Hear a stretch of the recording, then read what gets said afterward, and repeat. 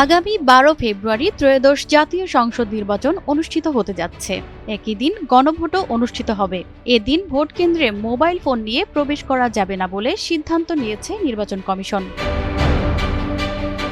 রোববার ৮ ফেব্রুয়ারি ইসির নির্বাচন ব্যবস্থাপনা ও সমন্বয় এক শাখার সিনিয়র সহকারী সচিব মোহাম্মদ শহীদুল ইসলাম সই করা এ সংক্রান্ত এক চিঠি থেকে তথ্যটি জানা গেছে। চিঠিটি এরই মধ্যে বিভাগীয় কমিশনার, আঞ্চলিক নির্বাচন কর্মকর্তা এবং সকল জেলা প্রশাসক ও রিটার্নিং অফিসারের কাছে পাঠানো হয়েছে। চিঠিতে উল্লেখ করা হয়, আসছে ১২ ফেব্রুয়ারি ২০২৬ তারিখে অনুষ্ঠেয় ত্রয়োদশ জাতীয় সংসদ নির্বাচন ও গণভোট উপলক্ষে নিম্নে বর্ণিত ব্যক্তিগণ ব্যতীত অন্য কেউ মোবাইল ফোন নিয়ে ভোট কেন্দ্রের ৪০০ গজ ব্যাসার্ধের মধ্যে প্রবেশ করতে পারবেন না। এই মর্মে মাননীয় নির্বাচন কমিশন সিদ্ধান্ত প্রদান করেছেন। সিলন টি রপ্তানিতে শীর্ষে।